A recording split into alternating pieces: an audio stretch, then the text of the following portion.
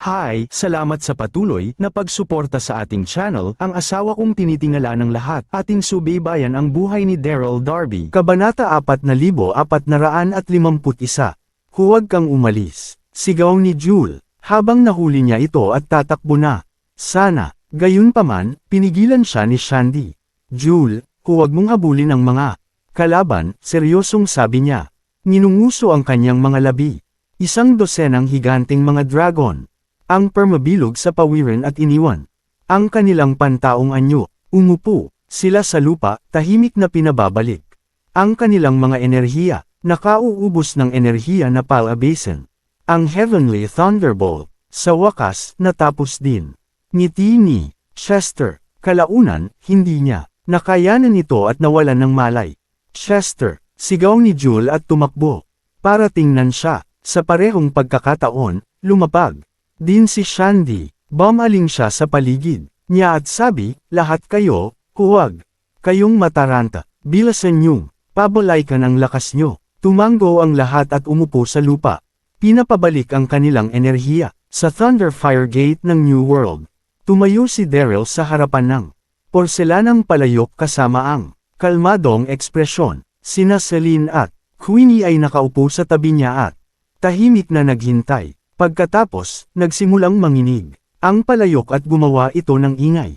Natuwa ng sobra si Daryl at mabilis na binuksan ang palayok para mailabas ang medisina. Tapos, pinasa niya ito kay Celine at humalaklak. Omni-relief pill ang tawag dito. Kaya, nitong pabalaykan ang mga pinsala sa katawan pagkatapos ng psychotic break.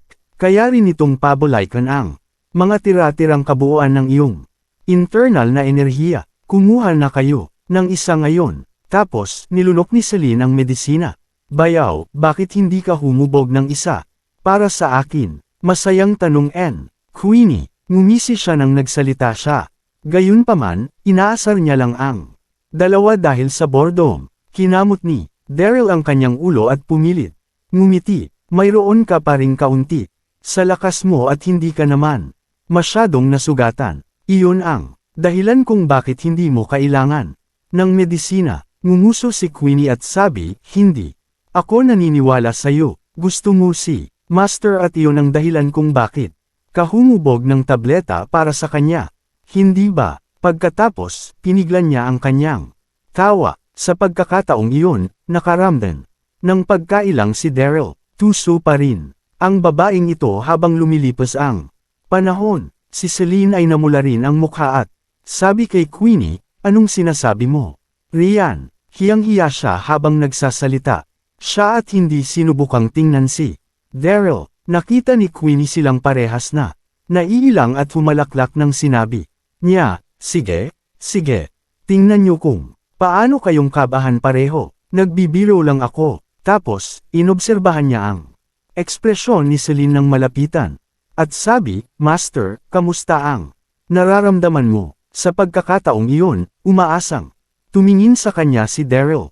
Humugot ng hininga si Celine at ngumiti. Epektibo ang medisina na 2. Ang internal na enerhiya ng elixir filled at bumalik na sa normal at hindi na ako nang hihina. Ngumiti sa isa't isa sina Daryl at Queenie, lalo na si Queenie na nasa sabik at hindi mapigil ang pag-iinsi. Daryl, bayaw, ang galing mo talaga. Natuwa si Daryl nung marinig niyang pinuri siya nito at kumusot. Siyempre, ako ang sikat na sect master ng Elysium Gate. Isa akong malaking tagapagligtas. Tama na. Gumagabi na. Kailangan na nating magpahinga. Nasa isip ni Celine na mas lalo siyang nagiging nakakatawa at hindi makapaghintay na sabi sa kanya. Tapos, may naisip siyang kung ano at tumingin ka Daryl perka. Nagbabagabag siyang magsalita. Master, anong problema? Kuryosong tanong ni Queenie. Gusto kong maligo at magpalit. Namula si Celine at mahina niyang sabi, dahil nilisan natin ang Maple Manor. Kanina pa ako tumatakbo at namamawis na ng sobra. Malagkit ang katawan ko at hindi komportable. Pero, paano ko nagawang sabihin ang tungkol dito sa harapan ni Daryl? Isip niya. Simple lang mag-isip. Si Daryl at hindi nag-iisip masyado. Tumango siya at sabi, ganoon ba? Madali lang yan. Uutusan ko ang mga katulong na. Ihanda ito para sayo. Agad, tumayo siya at lalabas na sana. Nang pinto, biglang namula si Celine at hinawakan ang kamay ni Queenie. Hindi mo kailangang magmadali. Pakiusap, sabihin mo kay Daryl na. Umalis muna, sabi niya, nakanguso. Ang mga labi, walang mga pintuan at tanging kurtina lang sa pagitan ng mga kwarto.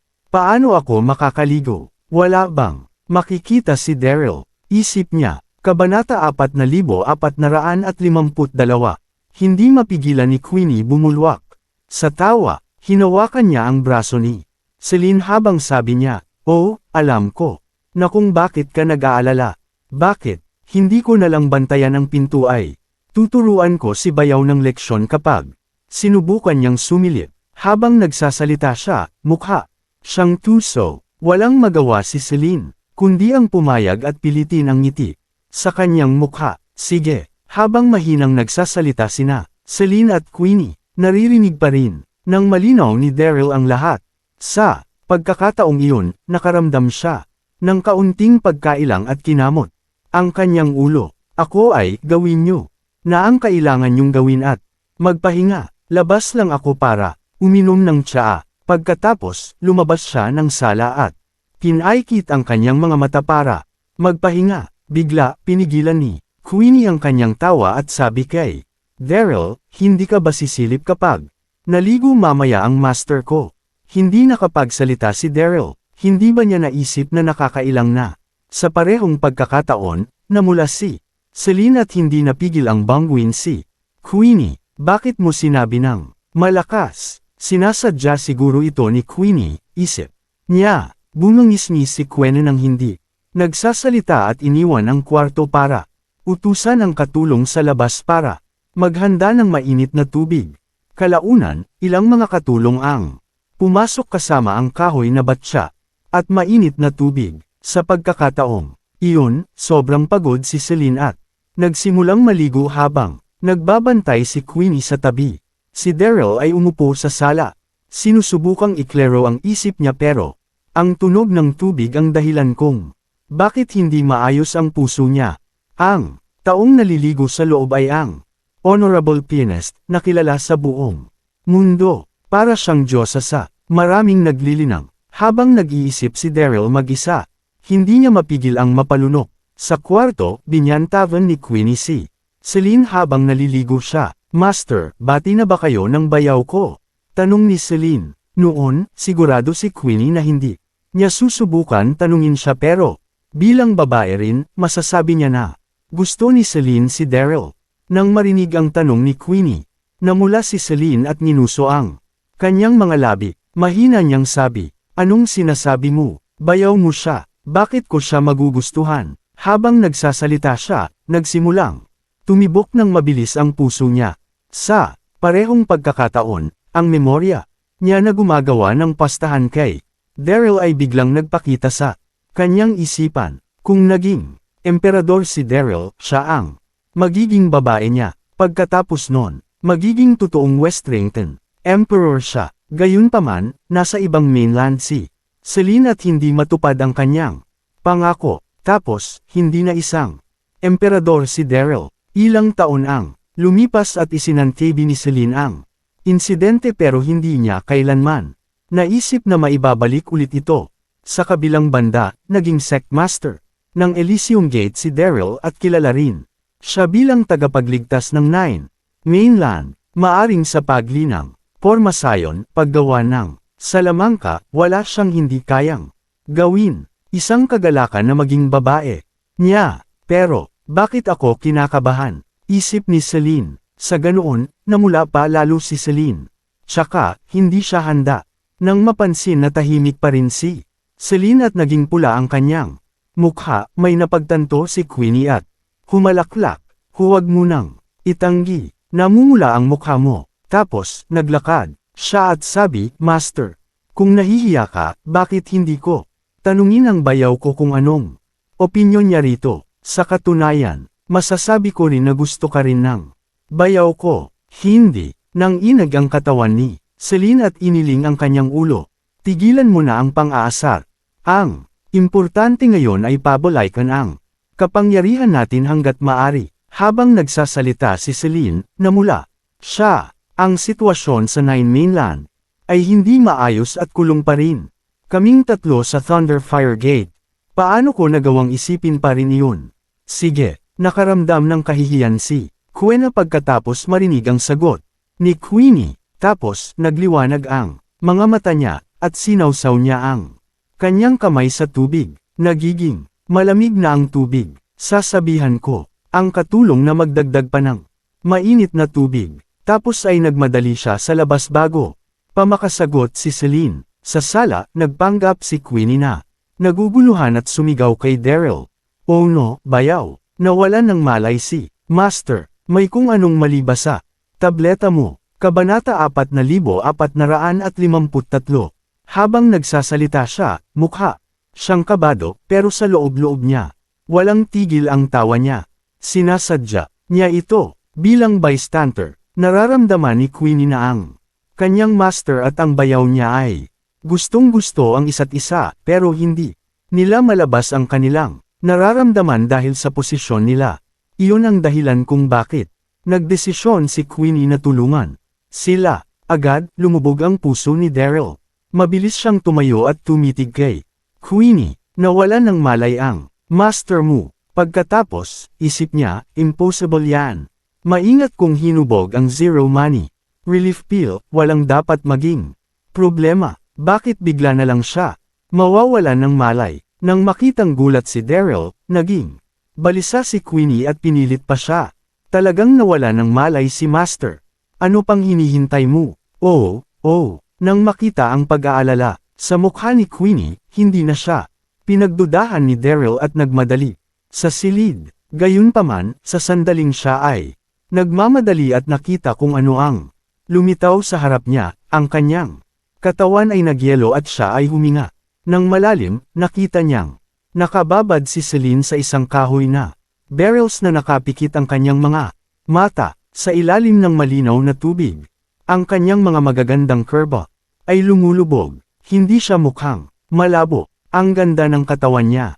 Natigilan si Daryl at sa parehong oras, napagtanto niya na niloloko siya ni Queenie. Narinig ni Celine ang tunog ng mga yapik at naisip na bumalik na si Queenie. Queenie, nandito na ba ang mainit na tubig? Tinanong niya habang binuksan niya ang kanyang mga mata at lumingon. Tinipon ni Daryl ang kanyang mga iniisip at malapit nang umalis. Kudlit, magiging pangit ito. Dapat ako umalis ngayon. Gayunpaman, huli na nang inig si Celine at naging itim ang kanyang isip. Nang makita niya si Daryl na nakatayo sa tabi ng pintuan, ang kanyang mukha ay naging mainit-init at biglang, ang silid ay tahimik at ang kapaligiran ay panahunan. Sa wakas, nakolekta ni Celine ang kanyang mga saloobin at hindi maiwasang sumigaw. Tinuro niya si Daryl at sinabi, Ikaw, sino ang nagpapasok sa'yo rito? Bago siya maligo, inutusan niya si Queenie na bantayan si Daryl para maiwasan ang ailangan. Hindi niya inaasahan na aabot pa rin siya na makita si Celine na nakahubad. Nakakahiya, natarante si Daryl at pumilit ng ngiti. Habang nagpapaliwanag, ako ay pakiusap, intindihin mo ako. Si Queenie ang nagsabi na nahimite ka at iyon ang dahilan bakit ako pumasok. Nakahinga ako ng maluwag na makita kang maayos. Enjoyin mo lang ang pagligo mo. Enjoyin mo lang, sabi niya habang nagsisimulang tumalikod at aalis na. Sana, hindi maganda ang sitwasyon na iyon. Nang tumalikod siya, nakita niya si Queenie na nagmamadali at tanong. Nang wala sa ulirat, anong nangyari? Ano iyon? Sa ilang segundo, tumingin sina Derry at Celine kay Queenie. Queenie, anong problema mo? Hindi mo ba sinabihan ang katulong na dalhan ako ng mainit na tubig? Bakit? Sinabi mo sa kanya na nawalan ako ng malay. Galit si Celine at nagtanong. Nakaramdam siya ng galit at walang magawa. Nagiging katawa-tawa ang disipulo ko. Agad, sabi ni Daryl, bakit ka nagsinungaling sa akin? Si Queenie ay hindi kinakabahan na mapag-alitan at bumungisngis habang sinasabi, Master, akala ko na kailangan nating mag-ingat dahil nasa Thunderfire Gate tayo. Paano kapag May biglang pumasok dito kapag umalis ako para tawagin ang katulong. Iyon ang dahilan kung bakit sinabihan ko ang bayaw ko na tumawag ng katulong. Sino ang makakaalam na magkakamali siya sa sinabi ko at isipin na nawalan ka ng malay. Habang nagsasalita siya, walang tigil ang pagkurap niya kay Daryl. Nang makitang kumurap si Queenie, agad na intindihan ni Daryl na gumagawa lang siya ng mga oportunidad para sa kanya at Celine.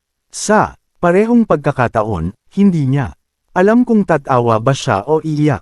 Habang iniisip na hindi dapat iyon gawin ni Queenie, mali ng pagkarinig, kinunot ni Celine ang kanyang noo at kakaibang tumingin kay Queenie at Daryl.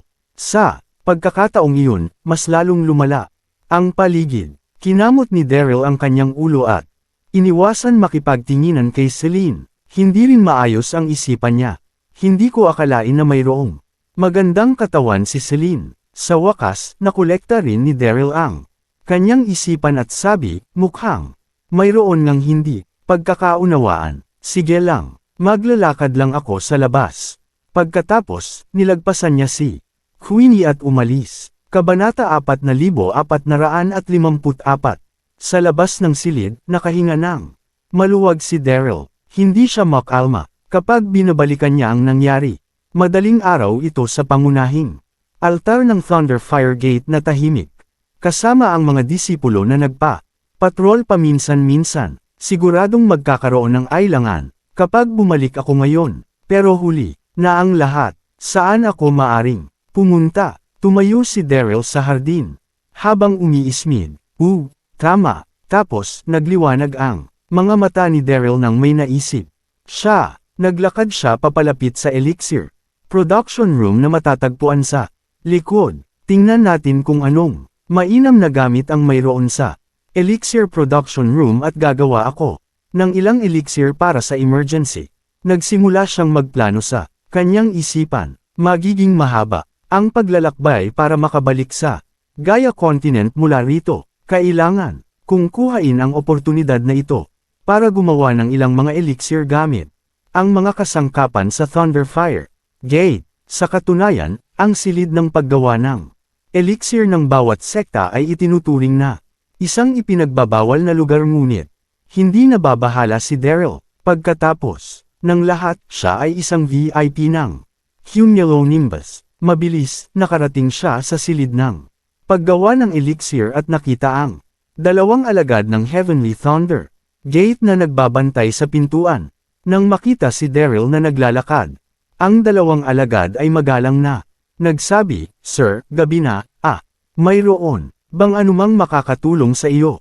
Hindi alam ng dalawang alagad ang totoong pagkakakilanlan ni Derry, ngunit sinabi sa kanila ni Cumulonimbus na mayroon siyang isang espesyal at prestihiyosong background. Walang dapat magpabe sa kanya. Nagbigay din ng mga utos si Cumulonimbus para matupad ng lahat ang mga kahilingan ng VIP sa kanilang makakaya. Hinawakan ni Daryl ang kanyang kamay at humalaklak habang sinabi niya, "Wala, nandito lang ako upang makagawa ng ilang mga table tasks." Gumawa ng mga table tasks. Agad, ang dalawang alagad ay tumingin sa bawat isa at nagulat. Dapat siyang ingatan. Sinasabi niya na parang ang paggawa ng mga tableta ay isang madaling gawain lamang. Habang nag-iisip sila, ang isa sa mga disipulo ay ginalaw ang kanyang kamay para batiin si Daryl at sabi, "Sir, dito po ang daan. Mayroong mga kasangkapan dito. Kung kailangan niyo pa ng ibang kasangkapan, ihahanda po namin siya ngayon." Ang iba pang mga disipulo ay mukhang magalang. Si Daryl ay tumango at pumasok sa Elixir Production Room. Tumingin siya sa paligid at tumawa. Sapat lang ang mga kasangkapan dito. Kung pagod na kayong dalawa, magpahinga muna. Kayo pakiusap. Walang papasok dito dahil nandito ako. Ang tahimik na paligid ay kailangan sa produksyon ng mga elixir at hindi gusto ni Daryl na magambala. Lalo na gagawa siya ng kakaibang elixir at hindi niya gusto na makita sila ng iba. Ang dalawang disipulo ay tumitig sa isa't isa ng walang hesitasyon. Kalaunan, tumanggaw sila at umalis. Nang umalis sila, si Daryl na lang ang tanging naiwan sa Elixir Production Room. Nakaramdam siya ng kaginhawaan at hamyuni habang kinukuha ang mga kasangkapan niya. Pagkatapos, sinindihan niya ang kaldero ng elixir at nagsimulang hubugin ang proseso. Sa pagkakataong iyon, sa bulwagan, malapit kakatapos lang nina Diego at Shena kumain at naglakad sa tabi, papunta sa kanilang silid para magpahinga. Nakainom ng marami ang dalawa pero nang nakalabas sila, ang simoy ng hangin sa gabi ay hamangin sa kanila at nahimasmasan sila. Sa pagkakataong iyon, hinawakan ni Shena ang braso ni Diego at emosyonal na sabi, "Diego, hindi ko inaasahan na si Sectmaster Swai ay magiging magaling sayo." Nakaramdam ng tuwa si Diego at ngumiti, "Siyempre, dati kaming magkaibigan. Huwag kang mag-alala. Kapag nagpadala ng mga disipulo ang Thunder Fire Gate para tumulong, mahahanap din natin ang kinaroroonan ng Flores at ng iba pa.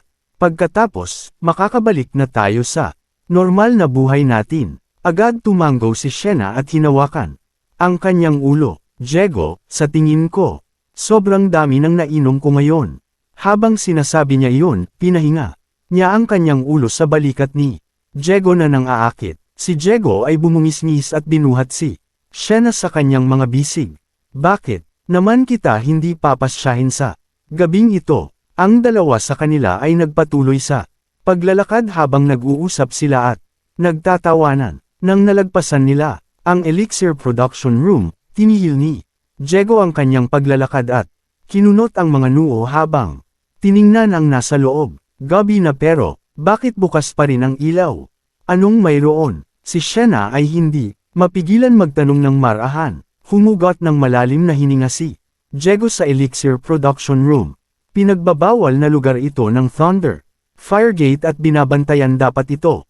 Pero, walang nandito ngayong gabi at ang mga ilaw sa loob ay bukas pa rin. Kakaiba, ilang beses na siya nasa Thunder Fire Gate at pamilyar na rin sa lugar. Agad, hindi mapigilan ni Shena. Humalaklak, nagiging balisa ka na. Siguro nandyan si Sectmaster Swai para gumawa ng mga tableta. Rian, Kabanata 4455. Si Shena ay medyo tipsy at hinihiling niyang bumalik na sa kwarto ay humiga kasama si Diego. "Imposible markang payo yan." Umiling si Diego at tumanggi siya. Ininom din ni Sect Master Swai ang wine ngayon lang. Mula sa nalaman ko tungkol sa kanya, hinding-hindi siya gagawa ng mga elixir kapag nakainom siya. Ang kakaiba roon ay walang nagbabantay sa pintuan. Hindi nyo ba naisip na may kakaiba iyon? Nang makitang seryosong nagsasalita si Diego, gamaan ang ulo ni Shena at sabi, "Diego, ibig mo bang sabihin na nawala ng malay ang gwardya at ang tao sa loob ay isang magnanakaw?"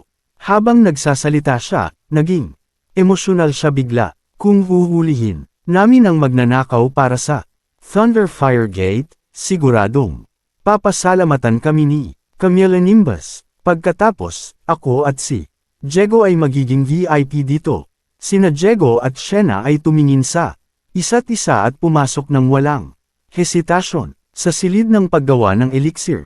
Nakaramdam si Daryl ng nakaka-relax at hamupa habang pinupuno niya ang isang bote ng porselana na may mga table tas.